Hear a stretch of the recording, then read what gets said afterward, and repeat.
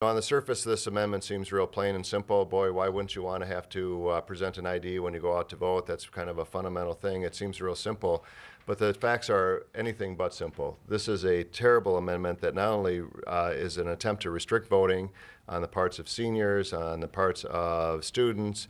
It is, I think, a cynical political ploy, quite frankly, that seeks to undo 40 years of Minnesota being one of the most forward-thinking states in terms of voter eligibility, in terms of getting people out to vote. It's one of the reasons why we are consistently either the first or the second highest voting state in the entire nation, because we have I think, done a very, very good job of making it easier for people to vote, encouraging people to vote, and doing it in a way that, quite frankly, has been a good system. It has had very, very, very little, if any, documentable fraud in terms of the voting process. Those few cases where there have been felons voting have been prosecuted by the county attorney's offices across the state of Minnesota, and particularly in Ramsey County. But this attempt to restrict the voters, I think, is wrong-headed.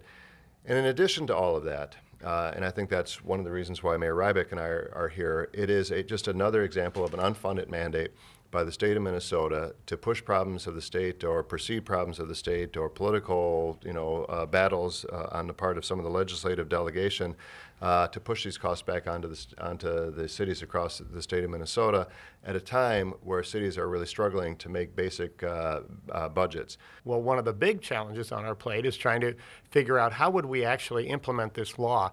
And when we began to understand the implications locally, it scared me. It should scare every single voter in this state, because it's going to lead to property tax increases in Minneapolis and St. Paul and cities across this state, as well as make it harder for people to vote. I want to know, are we #1 in voter fraud? Pat, I think the proposition that Minnesota leads the country in voter fraud is laughable. If anything, we lead the country in successful prosecutions. I suspect we may lead the country in the number of people who are in prison today as a consequence of us prosecuting them.